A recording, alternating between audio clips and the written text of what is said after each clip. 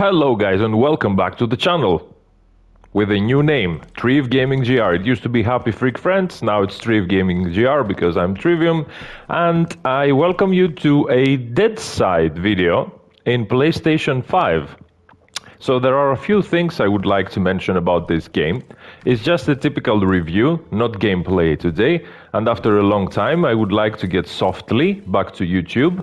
So in a few words, this game is an adequate and very simplistic survival game. It's not the typical survival game where you have to take care of the weather, the temperature, your clothes get wet. No, there's nothing like that. So in this game, first of all, you have basically one map, because there's another one, which is quite tiny. It's almost the 20% of this map, I think. And this game, since it hit the PlayStation recently, it's an older game, of course, for PC gamers. Most of them, they already used to play it in the past. Now it's quite dead. But in a few words, this game is really exciting and simple for those who like survival games, but without facing the difficulty of most of the survival games. It doesn't have to do with zombies, it has to do only with Russian soldiers against you. So this game sets in Russia, basically. That's why all the cities of the game are in Russian, like Khimik, like Kamensk, like Balota, which in English means swamp, etc., etc. So all the places are in Russian, even the signs on the roads and on the buildings are in Russian. So this is basically a Russian territory, which is, of course, not in real life. And what you have to do in this game is basically get yourself some weapons, get a few weapons, get sights for the weapons so you can have better aim, get armor,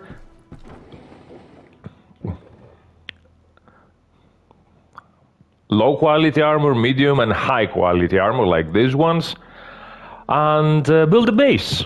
So it's a base building survival game against gangs, troopers and military, of course, of this Russian province.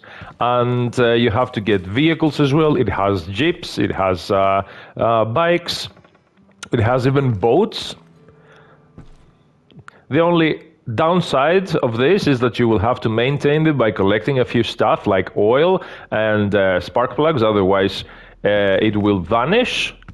And of course on your base, what you have to do is to build directly on your base one of those storages and throw a few of the material that it requires, so the base will remain on the server.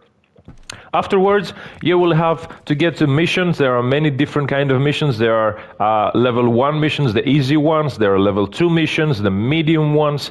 There are level 3 missions. Then it starts to get a bit nasty. It's quite difficult, and if you try to solo it, it might be even impossible in the beginning. And of course, there are the epic missions that they indicate on the map with a star. And then we have a few drops, which is basically easy. You just go, if you're lucky and nobody else would reach this drop before you, you collect them, you get a few gear, not so many things, but a very good starter kit.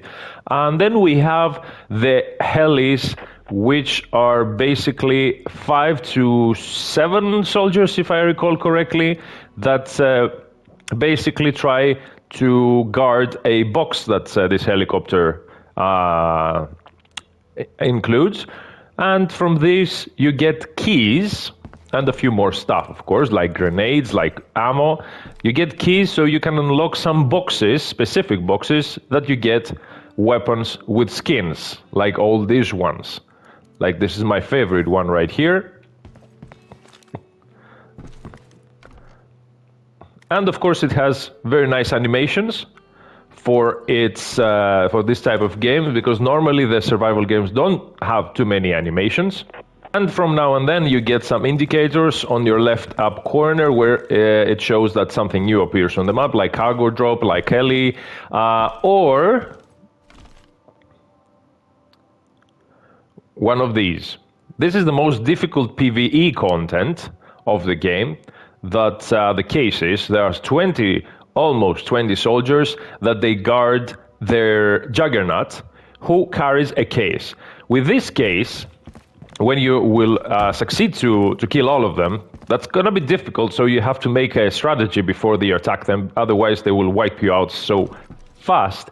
They drop a few things like sights, like these, and also in the case you get a bunker key. Those bunker keys, you will have to use them in specific bunkers. There are many bunkers in the game. The closest to my base right here is located in Chornilog, which is right there. Mostly the bunkers are these circles on the map, not all of them. Of course, some of them are wells as well, or villages. So you get in the bunker, there are 3 difficulties. The easy one is really easy. The medium one is a bit more complicated, but it's still easy. And the harder ones, where you have to fight against many different kind of turrets. Turrets on the roof, turrets on the ground, where you will need grenades or a grenade launcher. So you can demolish them, and you get into some cases, some containers where you get basically those mechanics tools and also the military electronics. Mechanics tools are going to be used in order to maintain a jeep on your base. I do not have enough, so I certainly don't want a jeep on my base right now. I prefer the bike, which needs a few material, basically, just a few oil and some spark plugs. This is enough for me because I'm solo, so I don't need a huge vehicle to travel along the map. Of course, you have also the merchants and the fast travel points. So the big ones, except for the fast travel that they have also merchants. And also, there are scattered around many different ones that you use to fast travel. Fast travel costs money, costs dollars. I'm not quite sure if the currency of the game is dollars, even if it indicates that it is, because the amount that they need to buy a few things is like unrealistic. So I would say that probably is not dollar, but the currency of the province, which is basically the equivalent to ruble, the Russian ruble, I believe. But anyways, it indicates a dollar icon, so I would say that it's dollars. So what you have to do is to reach those points, pay a few $1,000s, and the longer you get, the more dollars you pay. And of course, you can also buy a few stuff. It depends on your reputation level. I'm currently on level reputation 4. It's on the right corner up there, above the police mask.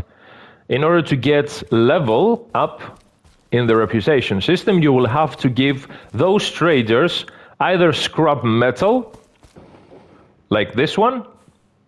So this one is 313 scrap metal, which is 313 reputation on the reputation system. Or you will have to find packages of cigarettes or watches in order to exchange them for 10 reputation points each. And then we have, of course, the PvP servers, where you basically get a more realistic and more challenging aspect of the game, where you will have to fight other players. Because in the PvE server, you don't need to care about your base location. It can be plain open on the site. The other players can reach it, but they cannot react with it. They cannot break it. They cannot do anything. They cannot even open the doors. It's basically untouchable. And even from the NPCs from the game, if you build a base near some military bases where you will get chased, you can just hide inside the base. They cannot demolish it. On the PvP server, on the other side, even the bots from the game, the NPCs, can demolish your base with a few bullets. Of course, it has levels of base building. First of all, you start with simple branches. So what you will basically need to do in order to make a base, of course, the higher levels require more like rare materials to find. So first of all, you will need a few branches in order to start the game. To get branches, you just use your knife on any kind of tree and you collect branches like this. It's basically very easy to collect branches. So what you will have to do is to collect some branches and then you can build your first item. So we can make a demonstration here how to build a branch item. That's it. You will basically need your hammer. That's how you build. And then in order to upgrade, the next level would be the log tier, where you will need logs. You get logs with using axes on the trees, only on the trees, and then a few ropes where you can make them easily from rags. So that's the next level. And then we need some planks as well as nails. To get, of course, a few planks, you will need one of those, a wood planner, so you can make some planks. And that's how you get to the next level, the next tier.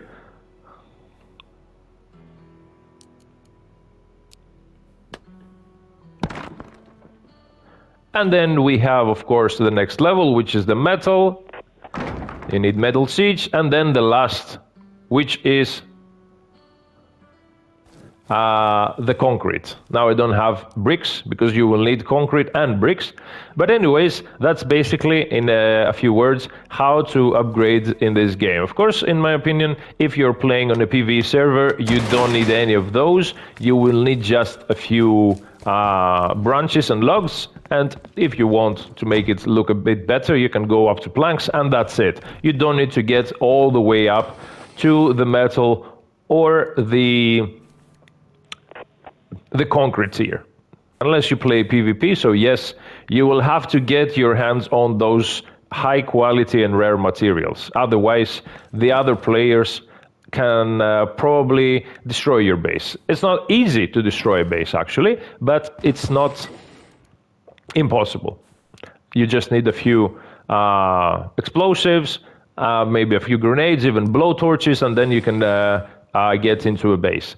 It gets really interesting mid-game, basically, because end-game is getting boring, like now. I played this map almost 200 hours, and I got everything. And I believe, in a few words, the game has about, for players who like this kind of games, about 200 hours, at least on one server. Because you can play with other friends, you can play with even with randomers. They cannot harm you since it's a PvE, but on PvP, of course, is a different story. So the game basically needs you to eat and drink, and that's all. That's the survival part of the game. You can basically build one of those containers for water, the collectors, and you get your water pretty easily. Or you can find some wells on villages. There are wells everywhere almost on the map where you can get as much water as you like. And for food, the easiest way would be to fish. You can just make a rod, use it on water, get some fish, grill them, eat them. That's simple. This game, from me, since I really liked it, I didn't even know its existence before it drops for PlayStation. I give it a 9 out of 10. It's one of the best survival games that I've ever played. Easy to play, easy to find the mechanics, not too many complicated things to remember. It's just a very simple survival game. Not like DayZ, not like Scum, not like Rust, not like any of those. I believe it's unique and it's worth a try, definitely. So that was a short video for coming back into YouTube. So thank you very much all guys for watching. I was Chris X, and I'll see you all next. Goodbye.